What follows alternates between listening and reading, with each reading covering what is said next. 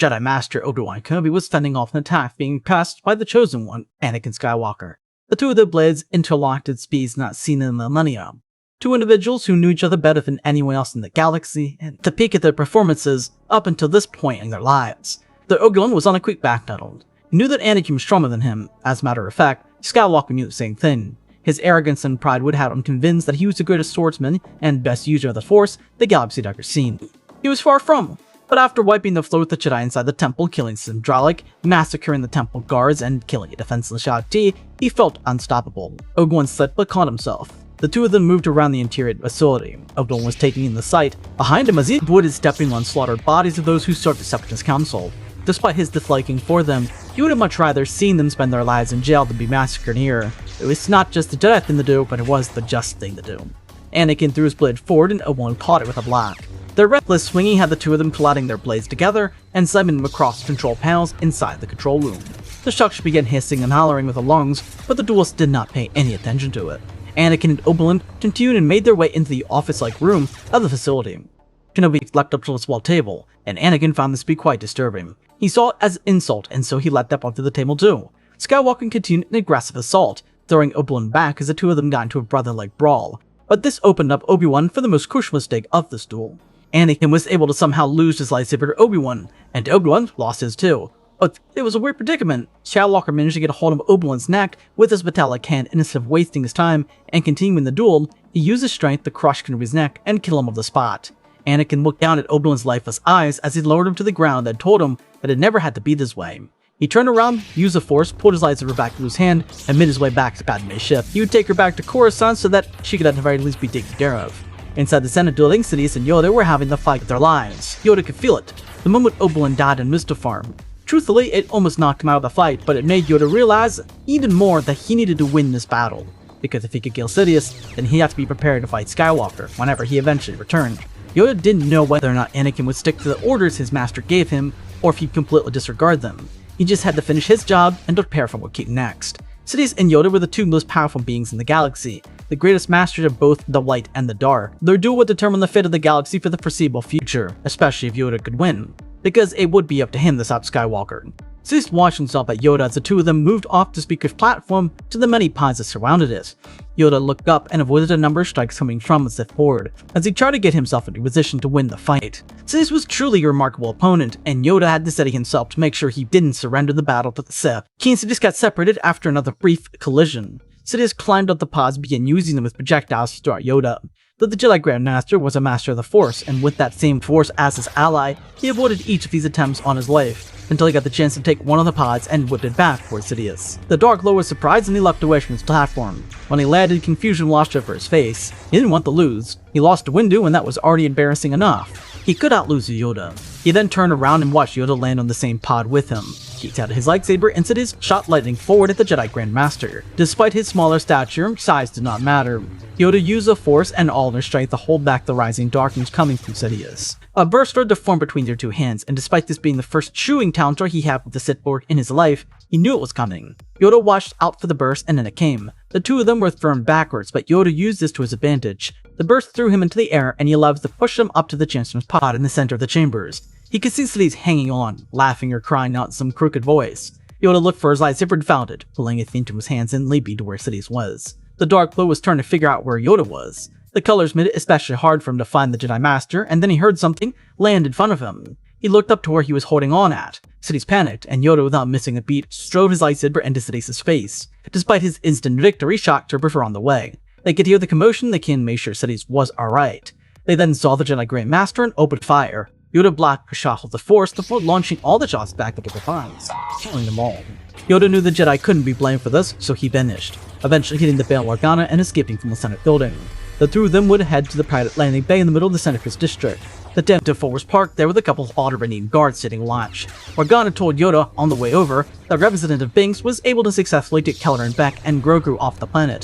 Yoda was pleased with this. Despite the mass destruction of the Order, Grogu was a future, and now Yoda had a life goal. He would train Grogu up into the age of 100. It'd be extremely difficult, and it would put Yoda close to 1,000 years old, which he likely wouldn't make it to.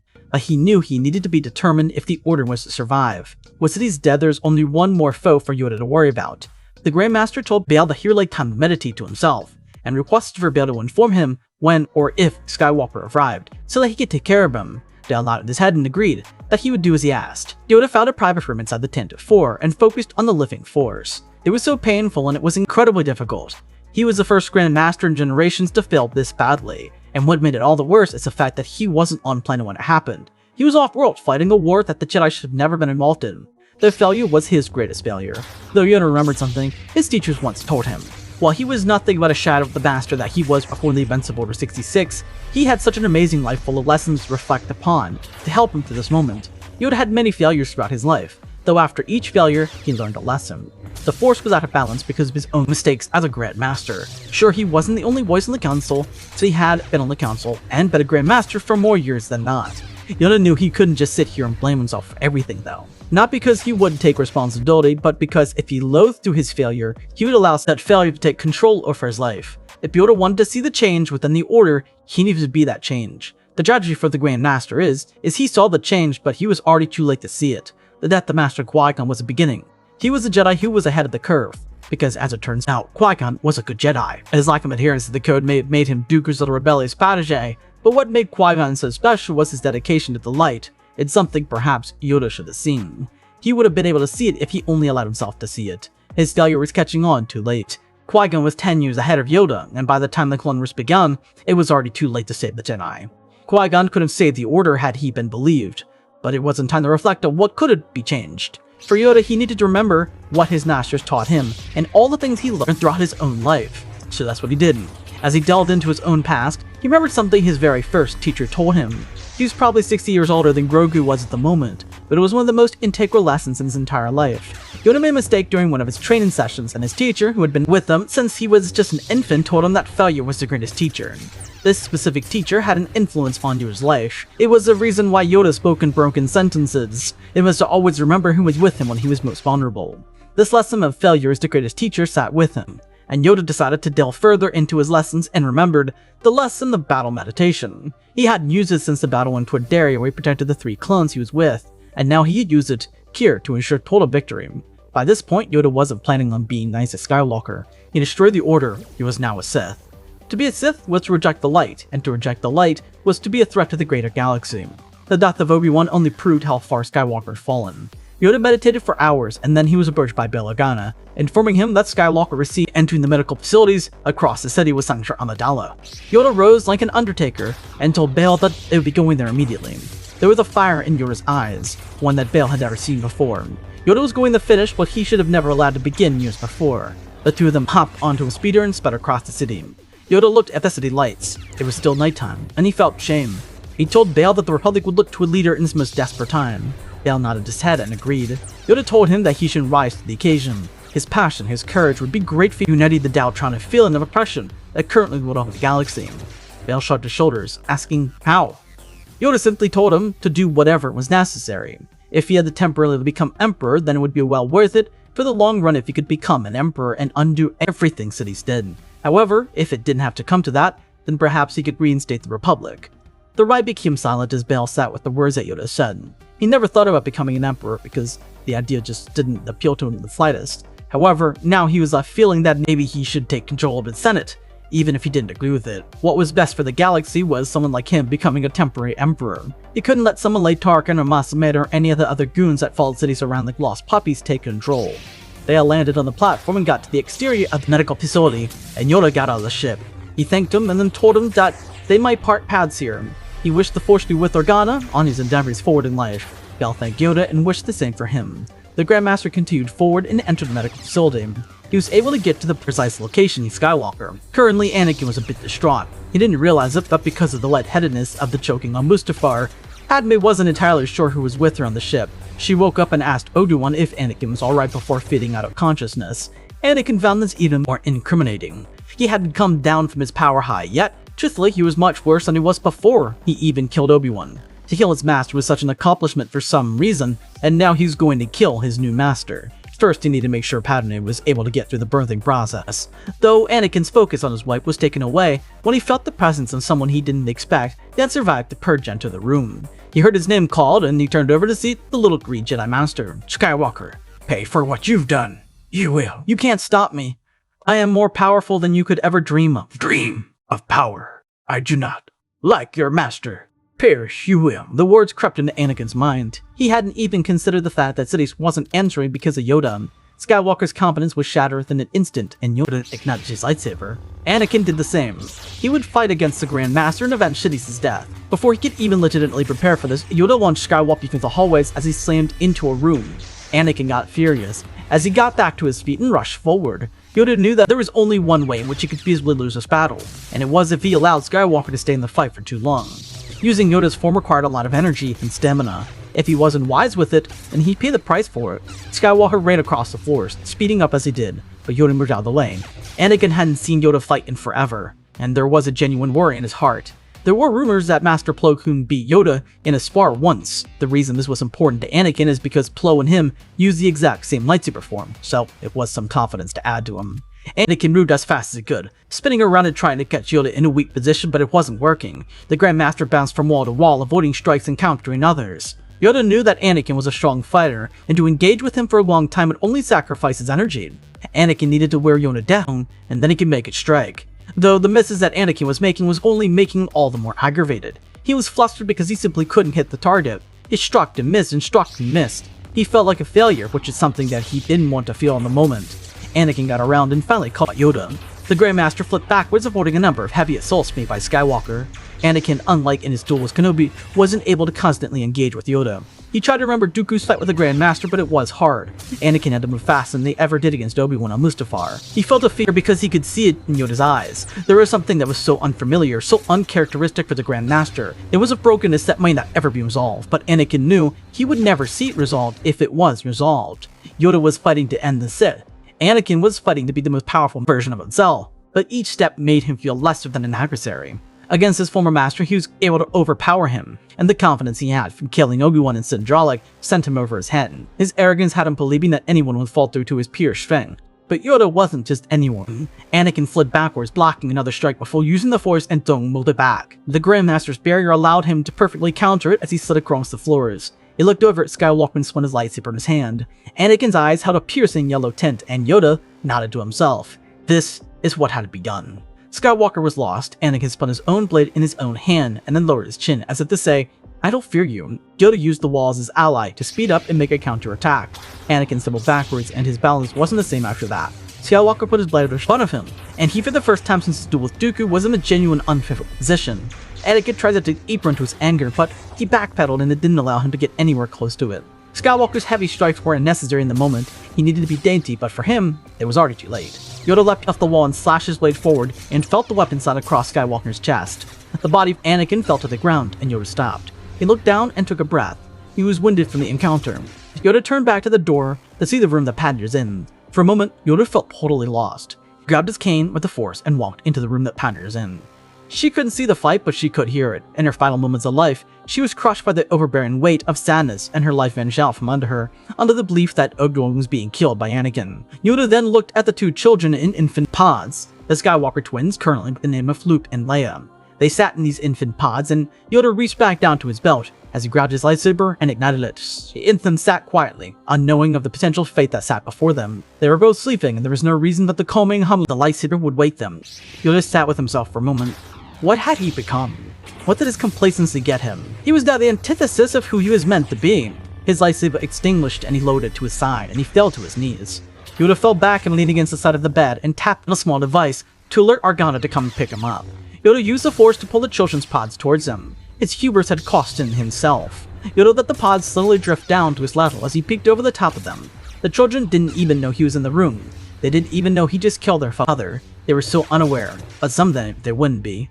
Yoda looked down with shame and he spoke to them and told them that he wouldn't ever let anyone hurt them. When Bail got into the room, Anakin's body had been cleared out and Padme was ushered away. Yoda, on the other hand, was still sitting on the floor, had they not moved away from the children. Bail came in and asked if he was alright, and Yoda just looked up with despair in his eyes and said that he failed. Bail asked if he was able to defeat Skywalker, and Yoda just shook his head. Defeat Vader he did, but fail Skywalker he also did. And that was the conclusion he came to in his own head and in his heart. Bail told Yoda that they should get out of the building. He could talk about it on the Tantive 4. He wasn't leaving, but it was more or less a base of operations due to him having to switch apartments. His was blown up during the Battle of Coruscant. Yoda agreed and got to his feet to follow Bail out of the medical facility. When they eventually got to the ship, Yoda hobbled away. Bail didn't have a chance to really ask Yoda what happened, but he could just see it. One didn't have to use the Force to know what was going on in Yoda's mind. Bail truthfully couldn't wait around for Yoda. The sun was about to rise in the galaxy that to learn that the Emperor was killed, along with a number of clone troopers. The best part is, the death of Sidious and the death of the clone troopers looked more like an assassination rather than something a Jedi would do.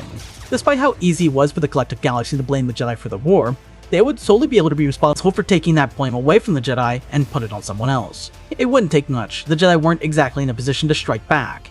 The fight inside the medical facility wasn't seen by any sentience because it was the middle of the night, and the halls were filled with medical droids. All the cameras had either been destroyed in the heat of the battle, or when Anakin was slammed into the other room, he crashed down with the control panel of the security recordings at the edge of the hallway, so it wouldn't be like anything anyways. Yoda sat in the room for hours. He wasn't meditating, he wasn't truthfully doing anything but thinking. His greatest failures over the years were just collectively eclipsed by this. Yoda knew what would happen when he went to confront Anakin. He went to the medical facility with blood on his mind. It was an act of revenge. Yoda knew that Skywalker would be arrogant after defeating Kenobi. He knew he wouldn't have the composure and he would have that arrogance that would lead him to believe he could legitimately stand a chance. Yoda was left with nothing but disappointment in himself.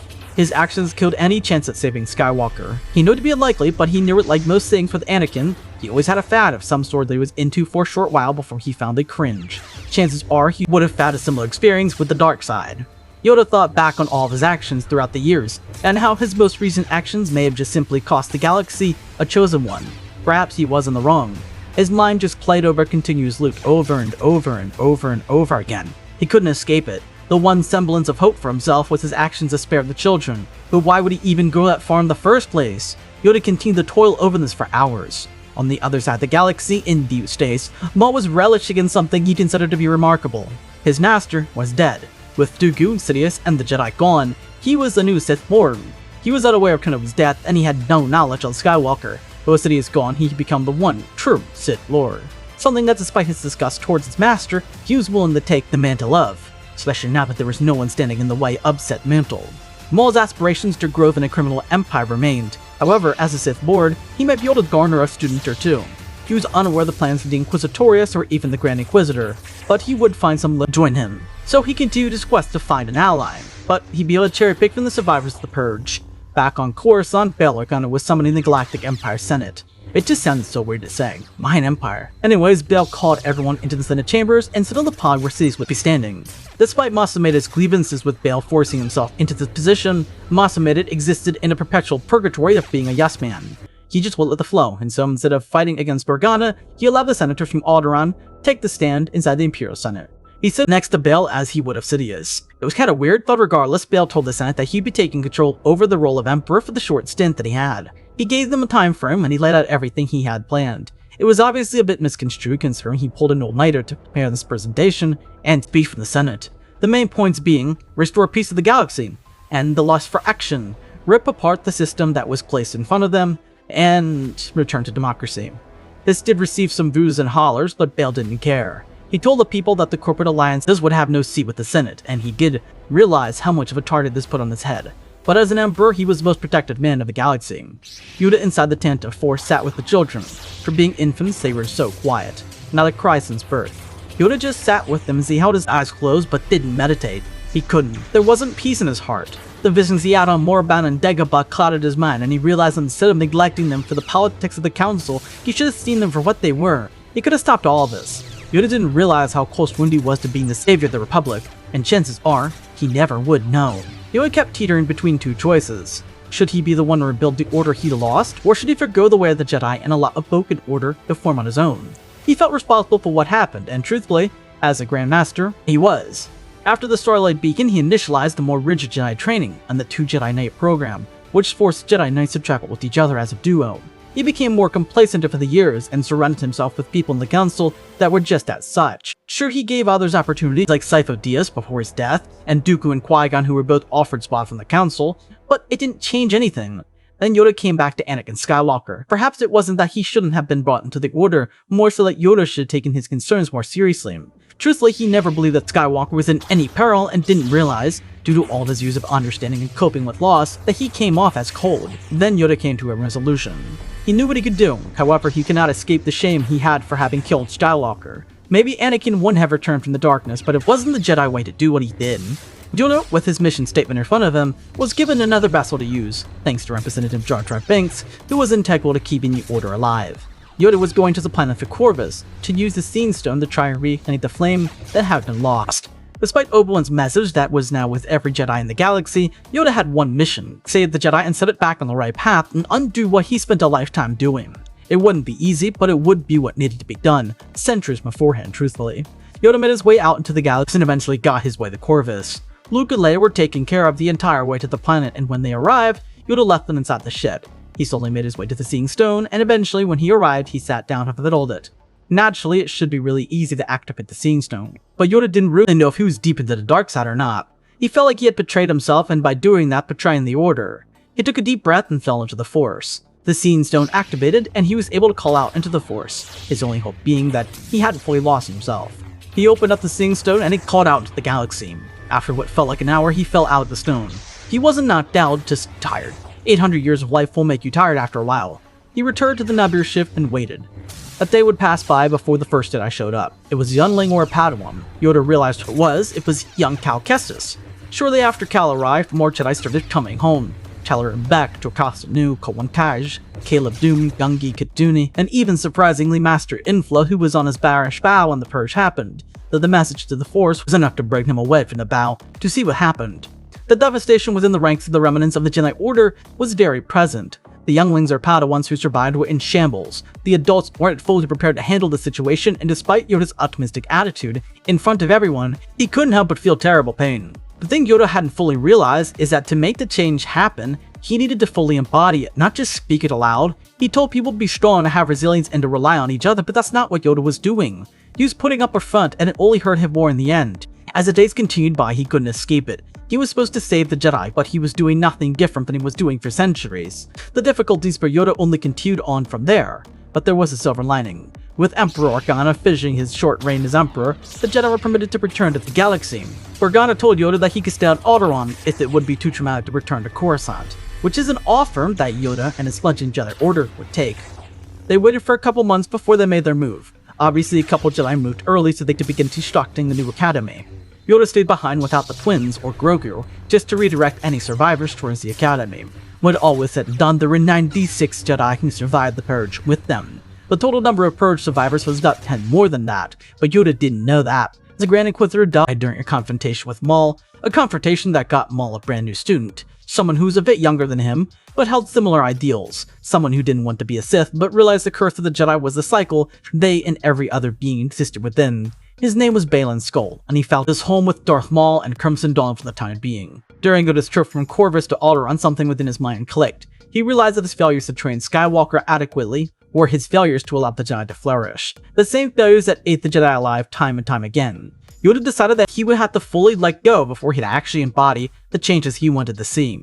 He'd have to let go of the code he held so near and dear for the past 800 years, and he would have to forfeit the role of the Council. There was no place for a Council or a Grand Master in this new order. He needed the Jedi to feel as if they could make mistakes, as if they could make choices, as if they could feel the dark side, but instead of falling into the trap that beset Anakin Skywalker, they could openly talk about it and not feel as if they'd be punished. Yoda's demeanor changed. It would be hard, but it would be worth everything if he could change the Jedi Order around for the better. On Alderaan, he got his first look at the new Jedi Academy, and he thought to himself that failure was the greatest future. In the shadow of the Clone Wars, the Jedi would rebuild. During the same time, Crimson Dawn was staking itself out in the Outer Rim, until a couple years later the reinstated Republic would march down their throats, Maul and Baylan being two-time survivors of a purge. Over those same years, Ahsoka found herself home inside the Jedi Academy, due to its stark difference in the order she was kicked from. Many others would join this academy, such as former council member Edith Call, who had been removed from the order during the Clone Wars. Yoda himself looked much younger. This was mostly in part due to the fact that he was no longer just complacently moving through life. He had an energy that he didn't have for centuries. He was moving and acting like a younger man. Of course, his old body hurt, but he was a young man in an old man's body. He wore a smile on his face, much greater than the one he wore before the Clone Wars. He actively participated in teaching all the students, and despite his desire for Dooku to be his last students were Luke, Leia, and Grogu. Yoda focused on training them in particular. However, he was an instructor of many classes, though it wasn't without the joy of one of Yoda's first instructors, Professor Hien. He had seen thousands upon thousands of Jedi, and while there was a sadness for having lost so many in Order 66, there was healing. Yoda's focus on the 3 Jedi was purposeful. Luke and Leia because he felt terrible for what he did to their father and what happened to their mother, and Grogu because Grogu would probably get to a similar position in light as Yoda was when he gets older. Yoda had no way of knowing how large the Order would grow in the coming years, but he knew that Grogu would make the same mistakes that Yoda made. The former Grand Master made several hollow recordings, not just for Grogu, but for all of his students. Ones that would go and be given to them by Professor Hyang when they reached certain ages. For Grogu, he had a new hologram recording that would be given to him every 50 to 100 years. For other students, like humans, they got recordings that be given to them every 5 to 15 years. And for individuals like Gungi, it was 20 to 40 years. Information, on the other hand, was all recovered from the temple on Coruscant and made much more accessible. There was no longer a restricted section, though there was a buffer. If a knight or Padawan wanted to learn something in particular, a master had to teach it to them, so they could correctly understand how it worked. Yoda's joy continued for this entire time, and a great addition to it was the location. Thanks to the Queen of Alderaan, Bray Organa, the Jedi were given a sanctuary spaced out near some mountains and far away from the cities. It gave the Jedi all the space and peace they needed to properly maintain the Order's solitude. A decade after the fall of the Order, Luke and Leia would ask about their lineage. The reason being is that they saw their father's name in the Jedi databases as Anakin Skywalker. He was supposed to be the chosen one. What did that mean? Yoda told the truth to a degree. He told them that Anakin Skywalker was a good man, who didn't have the luxury of the Order they had now. He was manipulated and groomed by the Dark Lord Sith, and Yoda blamed himself for not having seen it sooner. Eventually, he was turned to the dark side and ceased to be Anakin Skywalker. This was a twist. He didn't explicitly say that he killed him. All he said is that Anakin turned to the dark side, and that's when he no longer was their father. The good and loving man who would have adored them perished in that moment. The twins were saddened about this, but due to Yoda, they were expressive from a young age that they wouldn't fall like their father did. But these promises followed Yoda's promises to them to not fail them like he had their father. Yoda's acceptance of his failures and mistakes allowed him to be the Jedi he should have been for Anakin, and for this new academy, of course. With the end of Crimson Dawn, Darth Maul would decide it was time to destroy a Jedi, and Baylan was slightly at odds with this. He didn't believe a broken Jedi Order deserved to be punished, as a Jedi Order should have. But he followed his master to Alderaan. In the middle of the night, they struck. But not a body fell. When they arrived at the academy, they were greeted by Qui-Gon Voss, Ahsoka, Heath Koth, and Yoda. The 4 Jedi told him that they did not need to be adversaries. They could have peace. But Maul didn't see it that way. As he rushed the Jedi thinking Baylan was on his side, he realized how wrong he was. He was cut down quickly by the 4 Jedi, and Baylan expressed to the Jedi that he didn't want to be adversaries, but he also did not want to support them by becoming a member. The Jedi respected his choice, and they went their separate ways. Yoda would live for an extra decade, and he would have had to become a hermit. His excitement and his new sense of direction in life reinvigorated him to becoming the Jedi he should have been for so long. It gave him the sense of regret for not having had this for so long in his own life, but an even greater sense of optimism for the future that sat ahead for other Jedi inside this order. The galaxy reshaped around the principles that Organa laid out years prior, but for Luke and Leia, they'd become what their father could not. Given the ability to make their own choices, just as every other Jedi inside this new order, they did not choose the path of least resistance. They stuck to the Jedi Order and became the best of it. Ahsoka continued through her own journey and even guided them after she learned to move past her own turmoil, especially over Anakin's fall from grace. When Yoda passed away, Ahsoka took up the mantle of overseeing Grogu's teachings, until Luke and Leia would take that same mantle years later. Grogu in the future would become the face of the Jedi Order, and his dedication to the Jedi Order would fulfill a role that his master, Master Yoda, should have fulfilled, for an Order of the Jedi that was truly dedicated to peace, justice, and most importantly, the Force.